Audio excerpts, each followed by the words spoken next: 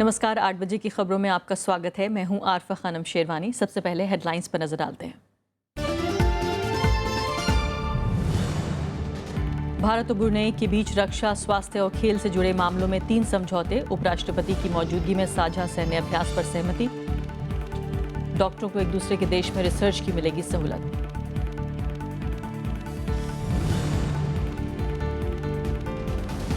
जम्मू कश्मीर में पीडीपी और बीजेपी की राज्यपाल से मुलाकात। सरकार बनाने के लिए महबूबा ने मांगा ठोस आश्वासन। बीजेपी ने कहा बना रहेगा गठबंधन।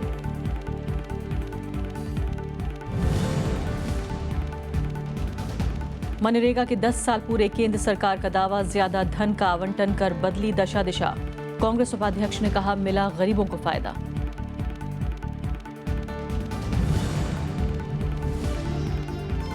और धारा 377 पर फिर से होगी सुनवाई। सुप्रीम कोर्ट ने 5 जजों की संविधान पीठ को भेजा मामला। एलजीबीटी समर्थकों में खुशी।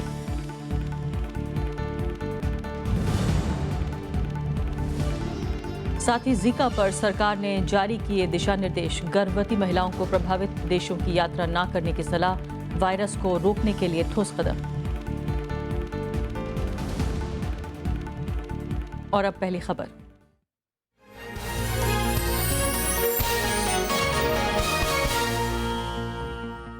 पीडीपी प्रमुख महबूबा मुफ्ती ने साफ कर दिया है कि जम्मू कश्मीर में सरकार का गठन तभी हो सकता है जब केंद्र राज्य के हालात को बेहतर बनाने के लिए ठोस भरोसा दे। उधर बीजेपी ने गठबंधन बरकरार रखने के पक्ष में भरोसा जाहिर किया है। राज्यपाल से मुलाकात के बाद बीजेपी ने कहा है कि पीडीपी को पहले अपना नेता चुनना चाहिए। जम्मू कश्मीर में सरकार बनाने के मामले पर पीडीपी प्रमुख महबूबा मुफ्ती ने राज्यपाल एनएन वोहरा से मुलाकात की। मुलाकात के बाद महबूबा ने कहा कि राज्य में सरकार बनाने की पहल से पहले केंद्र सरकार को आपसी भरोसा कायम करना होगा। साथ ही राज्य की बेहतरी के लिए ठोस आश्वासन देना होगा। जम्मू कश्मीर की सिचुएशन को संभालने के लिए ये जरूरी है कि जो हमारे मुल्क की सरकार है वो पूरी तरह से हमारे पीछे खड़ी हो जाए और जम्मू कश्मीर के जो मुश्किलात हैं उनको दूर करे और अभी as a confidence building measure यानी लोगों का एतमाद हासिल करने के लिए कुछ ऐसे मेजर्स उठाए। वहीं बीजेपी ने भी राज्यपाल से मुलाकात कर सरकार गठन से जुड़े मुद्दों को सुलझाने के लिए उनसे 10 दिन का वक्त मांगा है। बीजेपी ने स्पष्ट किया कि वो गठबंधन के पक्ष में है, लेकिन पीडीपी पहले अपना नेता चुने। हम लार्जली इसके फेवर में है कि अलायंस आगे बढ़े और जो नरेंद्र भाई मोदी और मुफ्ती साहब ने एक विजन लिया था जम्मू कश्मीर को लेते हुए, वो विजन को हम पूरा करें। लेकिन कॉन्स्टिट्यूशनल जो एक दिक्कत ये है कि जब तक पीडीपी वो अपना लीडर चुनेंगे और गवर्नर साहब को वो सरकार बनाने की तरफ आगे बढ़ेंगे, उसके बाद ही हम जो है हमारी तरफ से कॉन्स्टिट्यूशनली आगे बढ़ने की बात है। जम्मू कश्मीर के मुख्यमंत्री मुफ्ती मोहम्मद के निधन के बाद अब तक जम्मू कश्मीर में नई सरकार नहीं बन पाई है। फिलहाल राज्य में राज्यपाल शासन लागू है। प्रणव गोस्वामी, राज्यसभा टीवी। और हमारे साथ वरिष्ठ पत्रकार राहुल जलाली इस वक्त स्टूडियो में मौजूद हैं और साथ ही हमारे साथ दूसरे खास मेहमान शान मोहम्मद तंत्रे जो हैं लीडर हैं पीडीपी के, वो भी हमारे साथ फोन लाइन पर मौजूद होंगे श्रीनगर से। सबसे पहले राहुल जलाली साहब, मैं आपसे जानना चाहती हूँ कि अचानक ये कॉन्फिडेंस बिल्डिंग मेजर की बात कहाँ से आ गई? पहली बार महबूबा मुफ्ती बोली हैं तो उसके बाद ये तो अब तक समझ में आ रहा था कि ज़्यादा स्कीमें लाना चाहती हैं, ज़्यादा प्रोजेक्ट्स लाना चाहती हैं स्टेट में जिससे कि विकास हो। ये भी समझ में आ रहा था कि ज़्यादा मंत्री पद वो चाहती हैं, लेकिन ये सीबीएम की बात क्या आपको समझ में आती है? देखिए, मेरी तो ये समझ से बिल्कुल बाहर है, क्योंकि पहले आपने शुरुआत की किसी और मुद्दे से, अब आप कोई और मुद्दे पे आ गई। और जो मुलाकात थी गवर्नर से वो इसलिए था, वो गवर्नर चाह रहा था ये जानना कि ये सरकार बनाने के लायक है कि नहीं है, बनेगी कि नहीं बनेगी। उस पे लगता बातचीत हुई नहीं है, ये सिर्फ वक्त मांगा गया है। और महबूबा जी का ये कहना कि सीबीएम्स चाहिए, अभी तक देखिए टेबल पे कोई मुद्दा नहीं है। ये बड़ा अजीब एक हमारे देश में ये शायद पहली बार हो रहा है कि अलायंस इनका सब कह रहे हैं बरकरार है। अगर अलायंस बरकरार है, नंबर है, पर सरकार नहीं है। मुझे नहीं लगता कि भारत में ये पहले कभी हुआ है कि आपके पास नंबर्स है और सब कुछ है, अलायंस है, पर सरकार नहीं बना रही। तो अंग्रेजी में एक टर्म कही जाती है वेगनेस है, काफी इसमें वेग है कि आखिर सीबीएम का मतलब क्या होगा। तांत्रिक साहब से पूछ लेते हैं। शाह मोहम्मद साहब, ये बताइए फिलहाल कि यहाँ पर दिल्ली में लोग काफ़ी हैरान हैं कि अचानक ये कॉन्फिडेंस बिल्डिंग मेजर्स की बात कहाँ से आ गई राज्य के लिए। ये पहले तो नहीं सुना। किस तरह की कॉन्फिडेंस बिल्डिंग मेजर की बात हो रही है? और ये भी बात महत्वपूर्ण है कि सरकार बनने के बाद भी तो CBMs की बात की जा सकती है। एक शर्त के तौर पर किस तरह से इसको इस्तेमाल किया जा सकता है? देखिए मैडम, मुफ्ती साहब ने एक बहुत बड़ा हिस्टोरिकल स्टेप लिया था जब उन्होंने यहाँ पे श्रीनगर, कश्मीर रीजन और जम्मू रीजन के लोगों के दिलों को जोड़ने के लिए एक बहुत बड़ा ऐतिहासिक कदम उठाया, बहुत बड़ा कदम उठाया। और वहाँ पे 2 महीने तक एक कॉमन मिनिमम प्रोग्राम बनाया गया और उसको साइन किया गया। मैडम, महबूबा मुफ्ती साहिबा का ये कहना है कि जो कॉमन मिनिमम प्रोग्राम जो साइन किया गया था, that has not been implemented practically. उसके अच्छी तरह ध्यान नहीं दिया गया। कोई इशू नहीं है। The common minimum programme that has been signed, that is to be implemented practically कुछ नहीं है। और ये हम आश्वासन चाहते हैं मरकज से कि अगर ये डिले हुआ तो क्यों हुआ। शाह मोहम्मद साहब, बात यहाँ ये हो रही है कि जो गवर्नर साहब से बात होनी थी वो ये होनी थी कि क्या अभी भी अलायंस बरकरार है, क्या अभी भी दोनों पार्टियां सरकार वापस बनाने में, वापस शपथ लेने में क्या अभी भी दिलचस्पी है उनकी? लेकिन लगता नहीं है उस पर कोई प्रोग्रेस हो पाई है। पहली बार महबूबा मुफ्ती इस मामले पे बोली हैं तो भी इस तरह की बात हो रही है जिसमें कोई पॉइंटेड बात नहीं है, कोई ऐसी बात नहीं है जिसको लेकर ये बताया जाए कि इतना वक्त, 3 हफ्ते का वक्त जो है वो आखिर किस चीज़ में लगा। ये बड़ी इंपॉर्टेंट बात फिर मैं आई वांट टू रिपीट के एक ही बात है, जो कॉमन मिनिमम प्रोग्राम जो साइन हुआ है वो एक हिस्टोरिकल डॉक्यूमेंट है। उसको स्टडी किया जाए, उसमें लेट क्यों हो रहा है और उसको इम्प्लीमेंट प्रॉपरली किया जाए, प्रैक्टिकली किया जाए। तो बीजेपी की तरफ से आपको कोई अश्योरेंस मिला?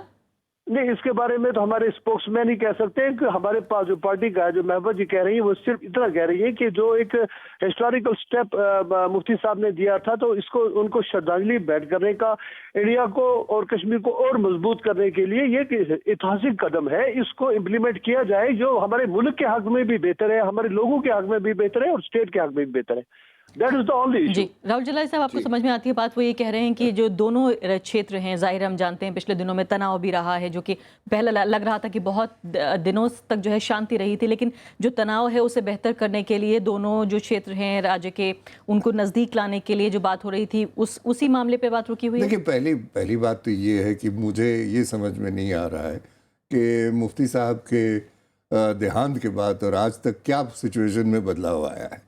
एजेंडा ऑफ अलायंस तब तक तो ठीक था, अब क्या तब्दीली आई है ये अभी तक महबूबा जी साफ नहीं कर पाई है। दूसरी बात, अगर आप देखें कश्मीर में गवर्नर साहब ने इसलिए बुलाया था, वो चाहते थे क्योंकि उनको कुछ बड़ी इंपॉर्टेंट पॉलिसी डिसीजंस लेनी है जो एक सरकार को लेनी चाहिए थी। बजट का मसला है, बजट पेश करना है। दूसरा, पंचायत इलेक्शन का नोटिफिकेशन आ चुका है, उसे करवाना है, और उसमें कोई सरकार ना रहे तो वो बात कुछ खटकती है। और तीसरी बात जो बहुत अहम बात है, आज की तारीख में जम्मू कश्मीर एक ऐसी एक प्रांत है, एक ऐसा जहां पे आपको एक स्थानीय सरकार चाहिए। ये हमेशा था, ये बाकी इलाकों की तरह नहीं है। तो वहां पे आपके पास मतलब नंबर्स है, हेडलेस नहीं छोड़ सकते जी बिल्कुल नहीं, क्योंकि देखिए जम्मू कश्मीर में MLA ही एक जरिया है लोगों की बात आगे ले जाने की, उनकी जो शिकायतें हैं, जो गिला है, जो शिकवा है, और सुरक्षा के एतबार से भी जी बिल्कुल, क्योंकि देखिए ब्यूरोक्रेसी को मिलना बहुत मुश्किल हो जाता है, क्योंकि जो सिक्योरिटी का मसला है, तो आदमी जाए तो जाएगा। एक तो वो, दूसरा आपके पास नंबर्स हैं। ये दायित्व बनता है आपका कि आप कश्मीर को सरकार तो दें, जम्मू को सरकार तो दें। ये सारी बातें जो है एजेंडा ऑफ अलायंस की, ये तो आप कभी भी कर सकते हैं। ऐसा तो नहीं है कि कम से अब दिलचस्पी ना हो सरकार आगे बढ़ाने की, और बात यहाँ तक हो रही है कि क्या नए तरीके से ताज़ा चुनाव भी हो सकते हैं राज्य में? तांत्रिक साहब, जी हाँ, आप इस सवाल का जवाब देंगे कि आपको ऐसा लग रहा है कि हालात फिलहाल, अगर 4 महत्वपूर्ण पार्टियां हैं उनमें चारों में फिलहाल ऐसा नहीं लग रहा है कि अगर ये दोनों सरकार नहीं बनाते हैं तो उन दोनों पार्टियों की भी कोई कॉम्बिनेशन स्थायी सरकार नहीं बना सकती। यही एक कॉम्बिनेशन है जो एक स्टेबल गवर्नमेंट दे सकती है। अगर इनका मामला ऐसे ही चलता रहा, क्योंकि देखिए 3 हफ्ते हो गए, 3 हफ्ते से अब ज्यादा हो गए, इनका आपस में कॉन्टैक्ट किसी लेवल पे नहीं है। इन्होंने 2 महीने तो बातचीत की आपस में एक एजेंडा ऑफ अलायंस बनाने के लिए। अगर उसको फिर ठीक करना है तो कम से कम मुलाकात तो करें, लेकिन इसके टेबल अलावा पे बैठे। पीडीपी के कुछ नेताओं ने यहाँ तक कहा कि बीजेपी के साथ 10-11 महीने के दौरान जिस तरह के सांप्रदायिक मुद्दे उठे और उनको लेकर घाटी में जो सेंटिमेंट्स लोगों के हैं, उसके मद्देनजर इनको ये लग रहा है कि जमीनी जो राजनीति है, जमीनी जो बेस है वो खिसक रहा है। देखिए, ये तो फिर जाके टेबल पे बात करें, ये मीडिया के जरिए, और ये भी साफ नहीं कि चाहते क्या, और आपस क्या में वो बात नहीं कर रही है पार्टी। बिल्कुल नहीं, किसी लेवल पे बातचीत नहीं हो रही है। देखिए, अलायंस है पर बातचीत नहीं है, अलायंस है सरकार नहीं है, तो कहीं तो कांटेक्ट एस्टेब्लिश करिए। पीडीपी चाह रही है कि हाई कमांड, मुझे लगता है ये हाई कमांड के, आज एक अखबार ने लिखा भी है कि महबूबा जी चाह रही है कि एक फोन कॉल आए या प्रधानमंत्री मोदी या अमित शाह से जो उनको आश्वासन दे, पर उसके अलावा ये मुसीबतें तो कल भी आ सकती है। तो उसको सबको सुधारने के लिए आप इन्होंने एक कोऑर्डिनेशन कमेटी में, मुझे ये भी याद आ रहा है, जब ये अलायंस बनी थी, सरकार बनी थी, एक कोऑर्डिनेशन कमेटी बनाई गई थी दोनों पार्टियों की कि ये अलायंस कैसे चले आगे। लगता है कि कोई कोऑर्डिनेशन नहीं हो पा रहा है। चलिए, बहुत बहुत शुक्रिया राहुल जलाली साहब, फिलहाल समय समाप्त हो गया है। तो फिलहाल पहली खबर में अभी के लिए इतना ही, छोटा सा ब्रेक।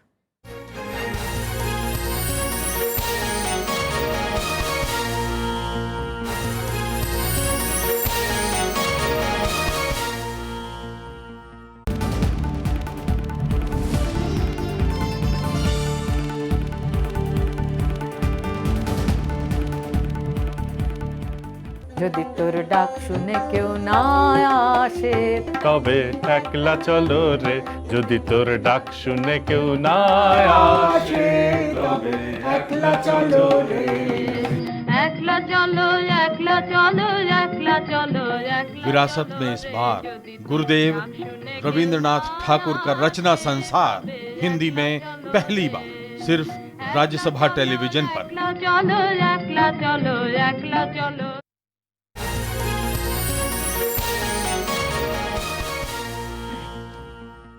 भारत और ब्रुनेई के बीच रक्षा क्षेत्र में सहयोग, स्वास्थ्य और खेल और युवा मामलों से जुड़े 3 अहम समझौते हुए हैं। राजधानी बंदर शेर बागवान में उपराष्ट्रपति मोहम्मद हामिद अंसारी की मौजूदगी में आज इन समझौतों पर सहमति बनी। इसके तहत दोनों देशों के बीच साझा सैन्य अभ्यास के साथ चिकित्सकों और खिलाड़ियों को आने जाने और काम करने की सहूलत हासिल होगी। उपराष्ट्रपति मोहम्मद हामिद अंसारी ने यात्रा के दूसरे दिन ब्रुनेई के सुल्तान हसनाल बोल्किया से मुलाकात की। उपराष्ट्रपति की मौजूदगी में ही मंगलवार को दोनों देशों के बीच 3 अहम समझौतों पर सहमति बनी। इसके तहत दोनों देश आपसी और रक्षा क्षेत्र में सहयोग को बढ़ाएंगे। दोनों देशों की सेनाएं संयुक्त सैन्य अभ्यास में हिस्सा लेंगी और एक दूसरे के देश में सेना के अधिकारियों को प्रशिक्षण भी दिया जाएगा। इसके अलावा स्वास्थ्य, खेल और युवा कल्याण के क्षेत्र में भी सहयोग को बढ़ावा दिया जाएगा। मेडिकल और स्वास्थ्य के क्षेत्र में भी सहयोग बढ़ेगा। चिकित्सकों का भी आदान प्रदान इस समझौते में शामिल है। भारत और ब्रुनेई एक दूसरे के देशों में खेलों को भी बढ़ावा देंगे। उपराष्ट्रपति राजधानी बंदरशेरी बागवान में प्रसिद्ध ओमर अली सैफुद्दीन मस्जिद भी गए। उनका ब्रुनेई का ये पहला उच्च स्तरीय दौरा है। ब्रुनेई में प्राकृतिक संसाधनों के साथ तरलीकृत नेचुरल गैस यानी LNG की भरपूर मात्रा है। भारत वहां साझेदारी के जरिए खाद की फैक्ट्री लगाने की संभावनाओं की भी तलाश कर रहा है। आतंकवाद के खिलाफ सहयोग के मामले में भी ब्रुनेई का भारत के लिए रणनीतिक महत्व है। उपराष्ट्रपति बुधवार को ब्रुनेई से थाईलैंड के लिए रवाना होंगे। इन दोनों दक्षिण पूर्वी एशियाई देशों का ये दौरा 5 फरवरी तक है। ब्रुनेई से दीप्ति वशिष्ठ के साथ रजत केन, राज्यसभा टीवी। रोजगार गारंटी योजना मनरेगा के 10 साल पूरे हो गए। मनरेगा की कामयाबी को लेकर केंद्र सरकार और कांग्रेस अपने अपने दावे ठोक रही है। एक तरफ जहां केंद्र सरकार इस योजना में नई जान फूंकने का दावा कर रही है, तो वहीं कांग्रेस इसका श्रेय यूपीए सरकार की दूरदर्शिता को दे रही है। इस मौके पर दिल्ली में विशेष कार्यक्रम भी आयोजित किए गए। इस बीच सरकार ने ऐलान ये किया है कि 1 अप्रैल से मनरेगा की राशि सीधे खाते में जाएगी। दिल्ली के विज्ञान भवन में मनरेगा के 1 दशक के मौके पर शानदार जमावड़ा हुआ। केंद्रीय वित्त मंत्री अरुण जेटली समारोह के खास मेहमान बने। ग्रामीण विकास मंत्रालय के इस आयोजन में मनरेगा मजदूरों से लेकर आला अफसर तक मौजूद थे। तमाम क्षेत्रों में बेहतर काम करने वाले राज्यों को सम्मानित किया गया। इस मौके पर अरुण जेटली ने कहा कि केंद्र सरकार ने तमाम आशंकाओं को दूर करते हुए मनरेगा के लिए न केवल बेहतर आवंटन किया है, बल्कि सबसे ज्यादा खर्च भी हो रहा है। नई सरकार ने केवल योजना को आगे ही नहीं बढ़ाया, लेकिन इस योजना के तहत दी जाने वाली जो धन संख्या थी उसमें भी वृद्धि की। ग्रामीण विकास मंत्री ने दावा किया कि बीते 18 महीनों में इसके कायाकल्प की कोशिशें की गई हैं। रोजगार गारंटी कागजों पर ही न बनी रहे, इसकी सारी कोशिशें हो रही हैं। सूखा और आपदा प्रभावित इलाके में 100 दिन की जगह 150 दिन का काम दिया जा रहा है।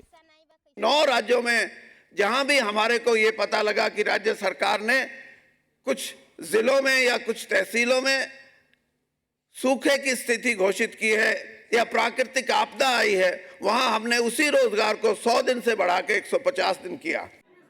2 फरवरी 2006 को शुरू की गई मनरेगा के दायरे में 2008 से पूरा देश है। ग्रामीणों को आजीविका सुरक्षा देने की इस योजना की कर्ता धर्ता 2.35 लाख गांव पंचायतें हैं। मनरेगा से देहाती गरीबों को लाभ हुआ है। ग्रामीण इलाकों से पलायन रुका, कई जगह स्थायी संपत्तियां बनी, लेकिन इसमें बहुत सी खामियां अभी भी बरकरार हैं। समय पर मजदूरी का भुगतान नहीं, घटिया और कमजोर परिसंपत्तियां, मशीनों का उपयोग, पीक सीजन में कृषि मजदूरों की किल्लत, कई इलाकों में भारी भ्रष्टाचार।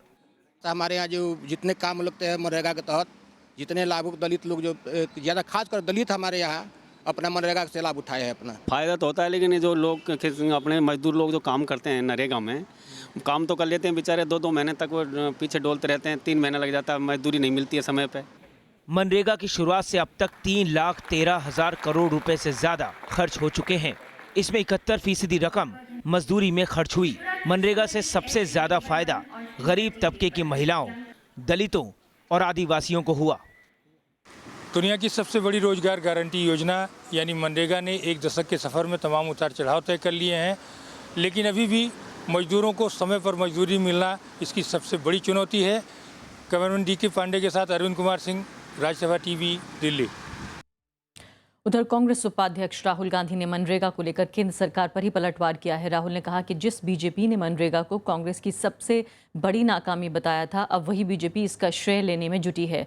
मनरेगा के 10 साल के मौके पर राहुल ने आंध्र प्रदेश के बंदलापल्ली गांव में एक सभा को संबोधित किया और राज्य के लिए विशेष दर्जे की मांग की। इसी गांव से 10 साल पहले पूर्व प्रधानमंत्री मनमोहन सिंह और कांग्रेस अध्यक्षा सोनिया गांधी ने मनरेगा की शुरुआत की थी। इस मौके पर राहुल गांधी ने सरकारी संगठनों के प्रतिनिधि और सरपंचों के साथ खाना भी खाया। प्रधानमंत्री का फर्ज बनता है कि वो आंध्र प्रदेश को स्पेशल स्टेटस दे। इंडिपेंडेंट इंडिया के इतिहास में हिंदुस्तान की सरकार ने एक प्रदेश से वायदा किया और उस वायदे को पूरा नहीं किया जा रहा है। फिल्म अभिनेता अनुपम खेर ने आरोप लगाया है कि पाकिस्तान ने उन्हें कराची साहित्य महोत्सव में जाने के लिए वीज़ा देने से इनकार कर दिया, जबकि पाकिस्तान का कहना है कि खेर ने वीज़ा के लिए आवेदन ही नहीं दिया। लेकिन इस मामले पर बीजेपी ने जहां इसको गंभीर करार दिया है, वहीं कांग्रेस ने इसी बहाने असहिष्णुता का मुद्दा उठा दिया है। जाने माने सिने कलाकार अनुपम खेर को पाकिस्तान की ओर से वीजा की मनाही का मुद्दा चर्चा का विषय बन गया है। अनुपम खेर ने कहा कि पाकिस्तान ने उन्हें छोड़कर बाकी सभी 17 लोगों को वीजा दे दिया। उन्होंने आरोप लगाया कि कश्मीरी पंडितों के मुद्दे उठाने के चलते उन्हें आने की इजाजत नहीं मिली है। सुना है कि पाकिस्तान हाई कमीशन वाले कह रहे हैं कि मैंने वीजा अप्लाई नहीं किया था। अगर मैंने वीजा अप्लाई नहीं किया था तो फिर वो 17 लोगों में से 18 लोगों का जो नाम था उसमें मेरा नाम ही क्यों कटा है? झूठ बोल रहे हैं, उनको ऐसा नहीं है। दरअसल पाकिस्तान के कराची में 5 से 7 फरवरी को साहित्य महोत्सव का आयोजन किया गया है। ऑक्सफोर्ड यूनिवर्सिटी प्रेस के इस कार्यक्रम में दुनिया भर के सांस्कृतिक कर्मियों का जमावड़ा होता है। सरकार ने पाकिस्तान से इस मसले पर अपनी सफाई देने की मांग की, जिस पर पाकिस्तान ने कहा कि खेर ने वीजा के लिए कभी आवेदन ही नहीं किया।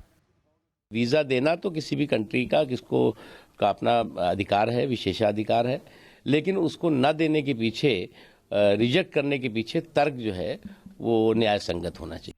लेकिन कांग्रेस ने इस मामले के बहाने देश में और देश के बाहर भी असहिष्णुता का मुद्दा उठा दिया है। अनुपम खेर जी को हर बार यही कहते हैं कि इंटॉलरेंस इधर भी है उधर भी है, मानते नहीं हैं। जब तक इंटॉलरेंस इस सब कॉन्टिनेंट से नहीं हटाया जाएगा, ये विषय बार बार लोगों के सामने आएगा। विदेश मंत्रालय ने इस पूरे मामले पर कोई औपचारिक टिप्पणी करने से इनकार कर दिया है, लेकिन सूत्रों का कहना है कि भारत ऐसे मसलों में वीजा देने में हमेशा उदारता दिखाता रहा है और पाकिस्तान को भी इस परंपरा का पालन करना चाहिए। हालांकि यह विवाद ऐसे समय में सामने आया है जब भारत और पाकिस्तान जनता के बीच संपर्क बढ़ाने पर जोर दे रहे हैं। अखिलेश सुमन, राज्यसभा टीवी। समलैंगिकता अपराध है या नहीं, अब इसका फैसला सुप्रीम कोर्ट की संविधान पीठ करेगी। 3 जजों की बेंच ने आज ये आदेश दिया। संसदीय कार्य मंत्री एम वेंकैया नायडू ने इसे मानवीय मामला बताते हुए सभी पहलुओं पर गौर करने की बात कही है। समलैंगिकता का मामला संविधान पीठ को भेजे जाने के बाद LGBT समुदाय खुश है। इनकी मांग है कि धारा 377 को खत्म करके इसे अपराध की श्रेणी से बाहर निकाला जाए। 5 जजों की संविधान पीठ अब याचिका की सुनवाई करेगी। बहुत ही परिवर्तन हुआ कानून में, जिसके बारे में जो पहला जो कौशल का जो फैसला था उसमें उसने ध्यान नहीं दिया है और उसके बारे में हमको सुनवाई भी नहीं दी गई और हर एक जो बुनियादी हक का जो हमने मामला उठाया था उसके बारे में उन्होंने कोई जवाब ही नहीं दिया। दरअसल 2009 में दिल्ली हाई कोर्ट ने समलैंगिकता को अपराध की श्रेणी से हटा दिया था, लेकिन दिसंबर 2013 में सुप्रीम कोर्ट ने इसे पलट दिया। इसके बाद 2 जजों की बेंच ने पुनर्विचार याचिका भी खारिज कर दी। ये एक व्यक्तिगत समानता का और सम्मान का मुद्दा है और ये सिर्फ सेक्स का मुद्दा नहीं है, बिल्कुल नहीं है ये सेक्स का मुद्दा। हम इसको सेक्स के मुद्दा बना करके इसको हिकारत की दृष्टि से जो देखते हैं वो ऐसा बिल्कुल भी नहीं है। कांग्रेस ने इसे सकारात्मक फैसला बताया तो बीजेपी अदालत के फैसले के इंतजार करने की बात कह रही है। सुप्रीम कोर्ट इस विषय को मेरे ख्याल में पॉजिटिव डायरेक्शन में ले जाना चाहते हैं। देखना पड़ेगा क्योंकि अभी 5 जजेस की राय भी जानना चाहिए। आर्ग्यूमेंट्स होगा, चर्चे होंगे, लेकिन मुझे लग रहा है कि ये बहुत पॉजिटिव डेवलपमेंट देखा जाए। इस पर सुनवाई होगी और इस वक्त मुझे नहीं लगता है कि कोई टिप्पणी देना ये उचित नहीं होगा, क्योंकि अब माननीय सुप्रीम कोर्ट के सामने जब मसला आएगा तो वही अपना निर्णय सुनाएंगे। 2013 में ही सुप्रीम कोर्ट की दूसरी पीठ ने बड़ा फैसला सुनाते हुए ट्रांसजेंडरों को तीसरी श्रेणी में शामिल करने का आदेश दिया था। कोर्ट ने उन्हें ओबीसी के तहत आरक्षण और दूसरी सुविधाएं देने का निर्देश भी दिया था। रविंद्र सिंह शोरण, राज्यसभा टीवी। दिल्ली पुलिस की बर्बरता के खिलाफ आज छात्र संगठनों ने पुलिस मुख्यालय के सामने प्रदर्शन किया। छात्र उन पुलिस वालों पर कार्रवाई की मांग कर रहे थे जो वीडियो में प्रदर्शनकारियों को पीटते हुए दिख रहे हैं। ये वीडियो कल सामने आया था। दिल्ली पुलिस मुख्यालय के सामने छात्रों का ये प्रदर्शन पुलिस बर्बरता के खिलाफ था। छात्रों का आरोप है कि शनिवार को आरएसएस कार्यालय पर प्रदर्शन के दौरान पुलिस ने उनके कई साथियों को बेरहमी से पीटा। छात्र दोषियों की बर्खास्तगी की मांग कर रहे हैं। जब प्रोटेस्ट करने जा रहे हैं, जैसे ही हम लोग उतर रहे हैं प्रोटेस्ट स्थल पे, गले पकड़ते हुए, बाल खींचते हुए, महिला प्रोटेस्टर को मारते हुए तुरंत अपने में भर्ती और प्रिवेंटिव डिटेंशन लेती हैं। ये क्या डेमोक्रेटिक कंट्री में हम शांतिपूर्ण तरीके से प्रोटेस्ट भी नहीं कर सकते हैं? दिल्ली पुलिस मामले की जांच कर रही है, लेकिन पुलिस कमिश्नर बीएस बस्सी ने प्रदर्शनकारियों को कानून हाथ में नहीं लेने की हिदायत भी दी। मेरा एक अफसर पूरे प्रकरण की में को देख रहा है और उसके बाद में मैं जो भी फाइनल हम करेंगे वो हम आपको बताएंगे। और आपको मैं ये एक और जानकारी देना चाहता हूँ कि माननीय सुप्रीम कोर्ट के एक आदेश के अनुसार अगर कोई भी व्यक्ति दिल्ली में डेमोन्स्ट्रेशन करना चाहता है तो उसको कंसर्न डीसीपी से इजाजत लेनी होती है। रोहित वेमुला की आत्महत्या के खिलाफ शनिवार को कई छात्र संगठन आरएसएस कार्यालय के बाहर प्रदर्शन कर रहे थे। सोमवार को एक वीडियो सामने आया जिसमें पुलिस के जवान कथित रूप से प्रदर्शनकारियों को पीटते हुए दिखाई दे रहे हैं। इस मामले ने अब सियासी रंग ले लिया है। Navvikram Singh, Rajya Sabha TV. Zika virus पर आज केंद्र सरकार ने विस्तृत दिशा निर्देश जारी किए। इसमें गर्भवती महिलाओं को प्रभावित देशों की यात्रा नहीं करने की सलाह दी गई है। स्वास्थ्य मंत्रालय के मुताबिक सभी अंतर्राष्ट्रीय हवाई अड्डों और बंदरगाहों पर इस बीमारी के बारे में जानकारी दी जाएगी। अगर कोई यात्री प्रभावित देशों से आ रहा है तो उसे कस्टम विभाग के पास जाना होगा। वहीं देश में बीमारी को फैलने से रोकने के लिए संयुक्त निगरानी समूह बनाया गया है। केंद्र और राज्यों में रिस्पांस टीम का गठन होगा। कम से कम 24 अमेरिकी देशों में जीका वायरस महामारी का रूप ले चुका है। विश्व स्वास्थ्य संगठन भी कल इसे वैश्विक संकट घोषित कर चुका है। और अब नजर डाल लेते हैं कुछ महत्वपूर्ण खबरों पर संक्षेप में। एनसीपी अध्यक्ष शरद पवार ने बीजेपी पर सरकार की शक्तियों के दुरुपयोग का आरोप लगाया। उनका कहना है कि उन्होंने अपने 40 साल के राजनीतिक करियर में सत्ता का ऐसा गलत इस्तेमाल होते नहीं देखा। सोमवार को प्रवर्तन निदेशालय ने एनसीपी नेता छगन भुजबल के भतीजे और पूर्व सांसद समीर भुजबल को गिरफ्तार किया था। दिल्ली सरकार के 2000 से ज्यादा कर्मचारियों ने बकाया वेतन की मांग को लेकर सचिवालय के बाहर प्रदर्शन किया। इनका आरोप है कि इन्हें 10 महीने से वेतन नहीं मिला है। जम्मू कश्मीर में मंगलवार को व्यापारियों ने बंद का आह्वान किया। व्यापारी सरकार से 2014 में बाढ़ से हुए नुकसान के मुआवजे की मांग कर रहे हैं। इस बाढ़ की वजह से राज्य में करीब 14.7 अरब डॉलर का नुकसान हुआ था। दिल्ली महिला आयोग ने Delhi police commissioner BS Bassi को समन जारी किया है। आयोग ने दिल्ली पुलिस से महिलाओं के खिलाफ अपराध के आंकड़ों से संबंधित जानकारी मांगी थी, जिन्हें दिल्ली पुलिस उपलब्ध नहीं करा पाई थी।